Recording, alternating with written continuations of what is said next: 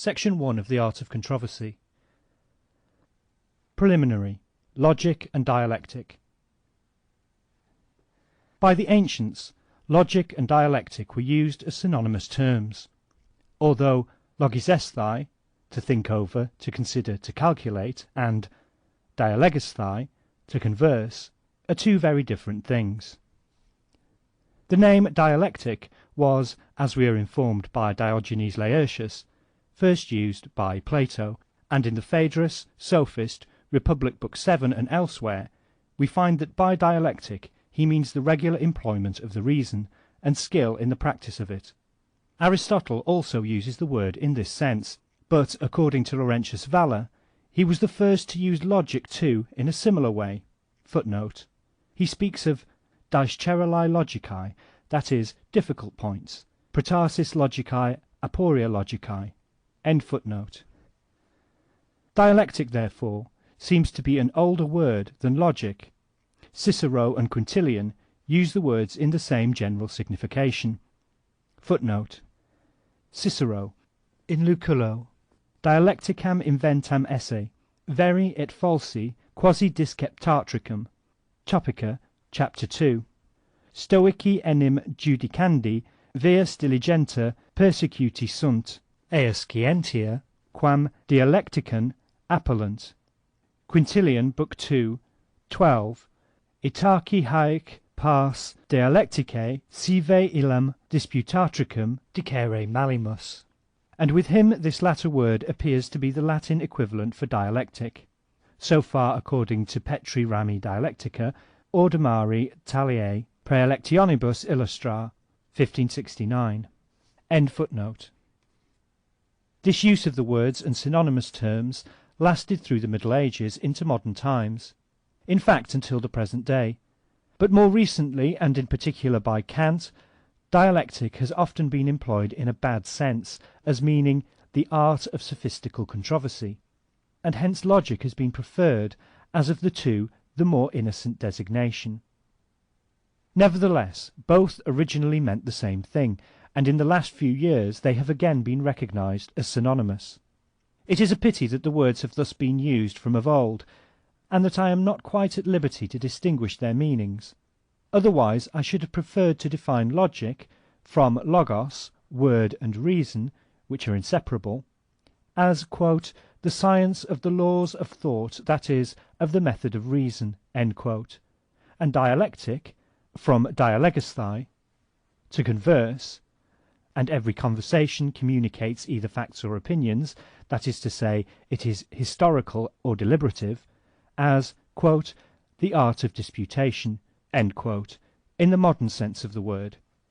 It is clear, then, that logic deals with a subject of a purely a priori character, separable in definition from experience, namely the laws of thought, the process of reason, or the logos.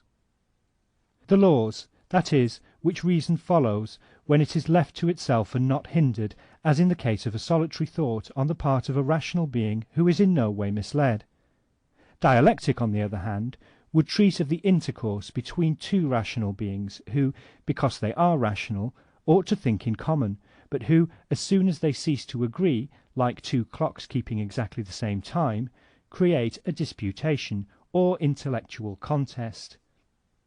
Regarded as purely rational beings, the individuals would, I say, necessarily be in agreement, and their variation springs from the difference essential to individuality. In other words, it is drawn from experience. Logic, therefore, as the science of thought or the science of the process of pure reason, should be capable of being constructed a priori. Dialectic, for the most part, can be constructed only a posteriori. That is to say, we may learn its rules by an experiential knowledge of the disturbance which pure thought suffers through the difference of individuality manifested in the intercourse between two rational beings, and also by acquaintance with the means which disputants adopt in order to make good against one another their own individual thought, and to show that it is pure and objective. For human nature is such that if A and B are engaged in thinking in common, and are communicating their opinions to one another on any subject, so long as it is not a mere fact of history, and A perceives that B's thoughts on one and the same subject are not the same as his own, he does not begin by revising his own process of thinking so as to discover any mistake which he may have made, but he assumes that the mistake has occurred in B's. In other words, man is naturally obstinate, and this quality in him is attended with certain results, treated of in the branch of knowledge which I should like to call dialectic, but which, in order to avoid misunderstanding, I shall call controversial or eristical dialectic. Accordingly, it is the branch of knowledge which treats of the obstinacy natural to man. Eristic is only a harsher name for the same thing. Controversial dialectic is the art of disputing, and of disputing in such a way as to hold one's own, whether one is in the right or the wrong. Per fas et nefas. Footnote. According to Diogenes Laertius, volume 28, Aristotle put rhetoric and dialectic together as aiming at persuasion, to pithanon, and analytic and philosophy as aiming at truth. Aristotle does indeed distinguish between 1. Logic or analytic, as the theory or method of arriving at true or apodeictic conclusions, and 2. Dialectic, as the method of arriving at conclusions that are accepted or pass current as true, endoxa, probabilia. Conclusions in regard to which it is not taken for granted that they are false, and also not taken for granted that they are true in themselves, since that is not the point.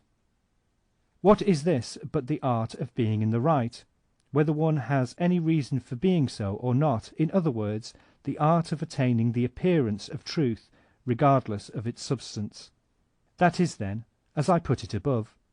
Aristotle divides all conclusions into logical and dialectical in the manner described, and then into eristical.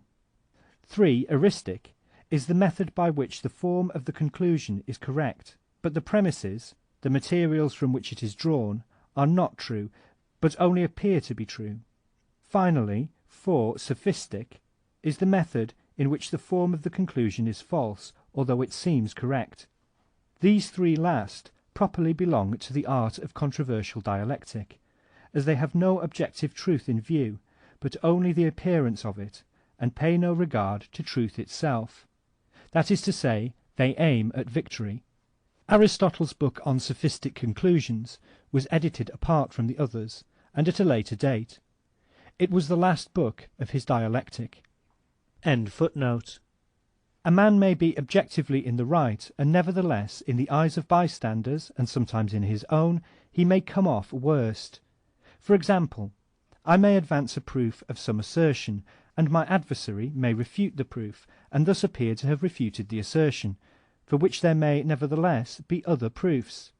In this case, of course, my adversary and I change places. He comes off best, although as a matter of fact he is in the wrong. If the reader asks how this is, I reply that it is simply the natural baseness of human nature.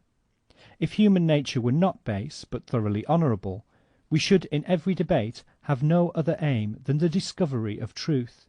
We should not in the least care whether the truth proved to be in favour of the opinion which we had begun by expressing, or of the opinion of our adversary. That we should regard as a matter of no moment, or at any rate a very secondary consideration. But, as things are, it is the main concern. Our innate vanity, which is particularly sensitive in reference to our intellectual powers, will not suffer us to allow that our first position was wrong and our adversary's right. The way out of this difficulty would be simply to take the trouble always to form a correct judgment. For this a man would have to think before he spoke, but with most men innate vanity is accompanied by loquacity and innate dishonesty. They speak before they think, and even though they may afterwards perceive that they are wrong, and that what they assert is false, they want it to seem the contrary. The interest in truth, which may be presumed to have been their only motive when they started the proposition alleged to be true, now gives way to the interests of vanity, and so, for the sake of vanity, what is true must seem false, and what is false must seem true. However, this very dishonesty, this persistence in a proposition which seems false even to ourselves, has something to be said for it. It often happens that we begin with the firm conviction of the truth of our statement, but our opponent's argument appears to refute it. Should we abandon our position at once, we may discover later on that we were right after all. The proof we offered was false, but nevertheless there was a proof for our statement which was true. The argument which would have been our salvation did not occur to us at the moment. Hence we make it a rule to attack a counter-argument, even though to all appearances it is true and forcible, in the belief that its truth is only superficial, and that in the course of the dispute another argument will occur to us by which we may upset it, or succeed in confirming the truth of our statement. In this way we are almost compelled to become dishonest, or at any rate the temptation to do so is very great. Thus it is that the weakness of our intellect and the perversity of our will lend each other mutual support, and that, generally, a disputant fights not for truth but for his proposition, as though it were a battle pro aris et focis. He sets to work per fas et nefas. Nay, as we have seen, he cannot easily do otherwise. As a rule, then, every man will insist on maintaining whatever he has said, even though for the moment he may consider it false or doubtful. Footnote: Machiavelli recommends his prince to make use of every moment that his neighbour is weak, in order to attack him, as otherwise his neighbour may do the same. If honour and fidelity prevailed in the world, it would be a different matter, but as these are qualities not to be expected, a man must not practice them himself, because he will meet with a bad return. It is just the same in a dispute. If I allow that my opponent is right as soon as he seems to be so, it is scarcely probable that he will do the same when the position is reversed, and as he acts wrongly, I am compelled to act wrongly too. It is easy to say that we must yield to truth without any prepossession in favor of our own statements, but we cannot assume that our opponent will do it, and therefore we cannot do it either. Nay, if I were to abandon the position on which I had previously bestowed much thought, as soon as it appeared that he was right, it might easily happen that I might be misled by a momentary impression, and give up the truth in order to accept an error. End footnote. To some extent every man is armed against such a procedure by his own cunning and villainy. He learns by daily experience, and thus comes to have his own natural dialectic, just as he has his own natural logic. But his dialectic is by no means as safe a guide as his logic. It is not so easy for anyone to think or draw an inference contrary to the laws of logic. False judgments are frequent, false conclusions are rare. A man cannot easily be deficient in natural logic, but he may very easily be deficient in natural dialectic, which is a gift apportioned in unequal measure. In so far, natural dialectic resembles the faculty of judgment, which differs in degree with every man, while reason, strictly speaking, is the same. For it often happens that in a matter in which a man is really in the right, he is confounded or refuted by merely superficial arguments, and if he emerges victorious from a contest, he owes it very often not so much to the correctness of his judgment in stating his proposition, as to the cunning and address with which he defended it. Here, as in all other cases, the best gifts are born with a man. Nevertheless, much may be done to make him a master of this art by practice, and also by a consideration of the tactics which may be used to defeat an opponent, or which he uses himself for a similar purpose. Therefore, even though logic may be of no very real practical use, dialectic may certainly be so, and Aristotle too seems to me to have drawn up his logic proper or analytic as a foundation and preparation for his dialectic, and to have made this his chief business. Logic is concerned with the mere form of propositions, dialectic with their contents or matter, in a word, with their substance. It was proper, therefore, to consider the general form of all propositions before proceeding to particulars.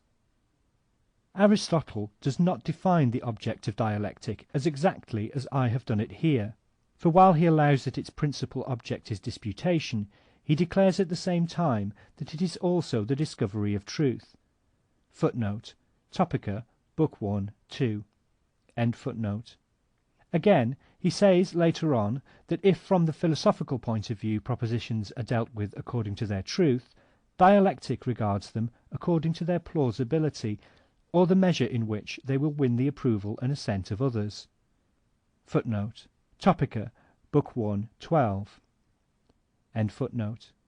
He is aware that the objective truth of a proposition must be distinguished and separated from the way in which it is pressed home and approbation won for it, but he fails to draw a sufficiently sharp distinction between these two aspects of the matter, so as to reserve dialectic for the latter alone.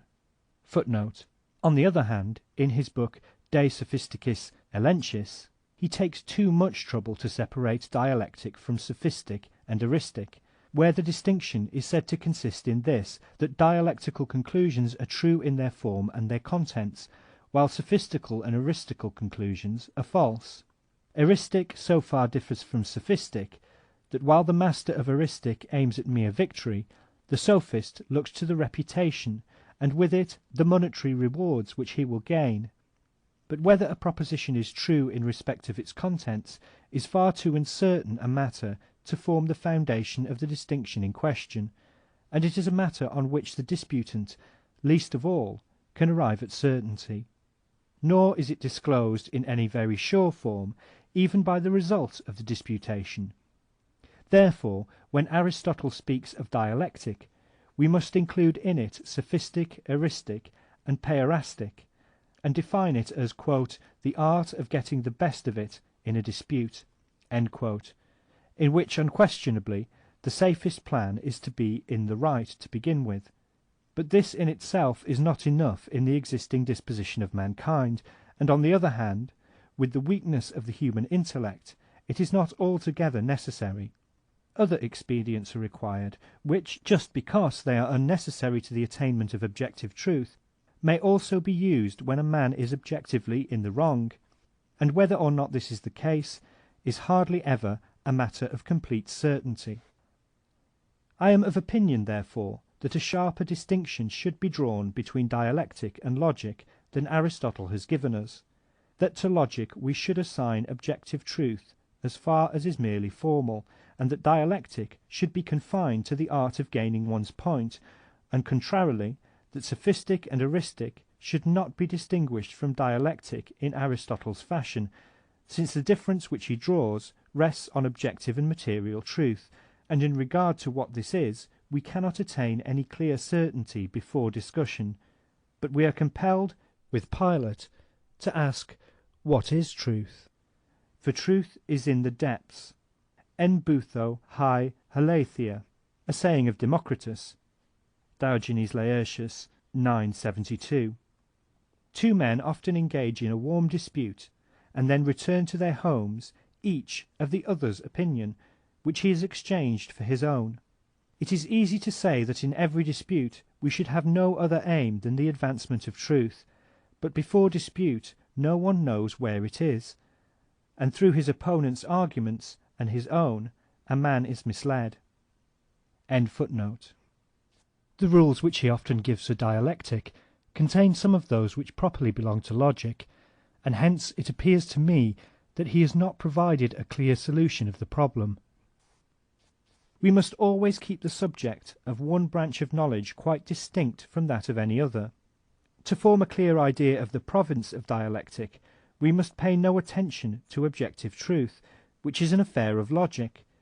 We must regard it simply as the art of getting the best of it in a dispute, which, as we have seen, is all the easier if we are actually in the right.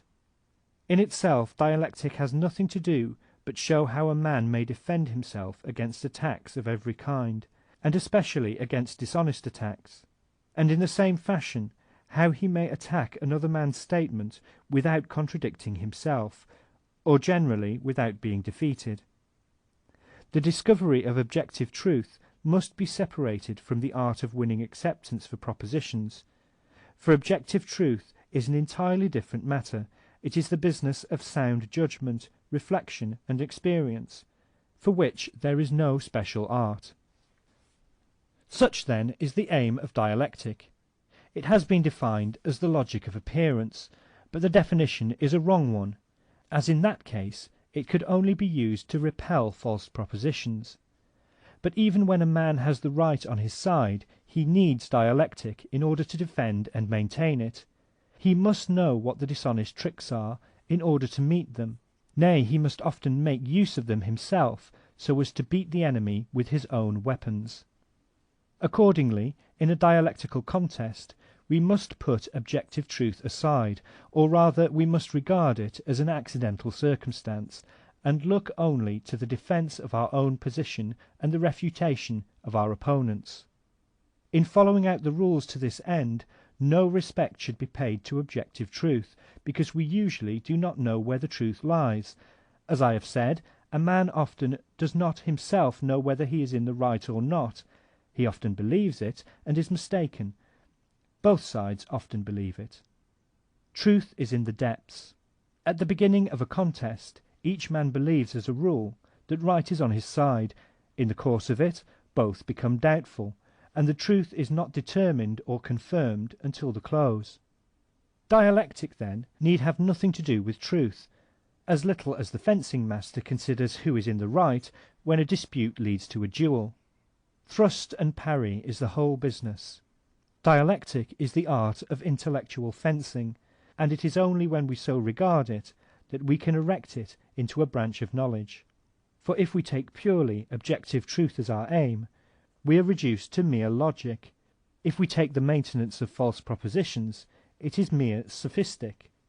And in either case, it would have to be assumed that we were aware of what was true and what was false, and it is seldom that we have any clear idea of the truth beforehand. The true conception of dialectic is, then, that which we have formed. It is the art of intellectual fencing, used for the purpose of getting the best of it in a dispute, and, although the name eristic would be more suitable, it is more correct to call it controversial dialectic. Dialectica eristica. Dialectic in this sense of the word has no other aim but to reduce to a regular system and collect and exhibit the arts which most men employ when they observe in a dispute that truth is not on their side, and still attempt to gain the day. Hence it would be very inexpedient to pay any regard to objective truth or its advancement in a science of dialectic, since this is not done in that original and natural dialectic innate in men, where they strive for nothing but victory. The science of dialectic, in one sense of the word, is mainly concerned to tabulate and analyze dishonest stratagems, in order that in a real debate they may be at once recognized and defeated. It is for this very reason that dialectic must admittedly take victory, and not objective truth, for its aim and purpose. I am not aware that anything has been done in this direction, although I have made inquiries far and wide.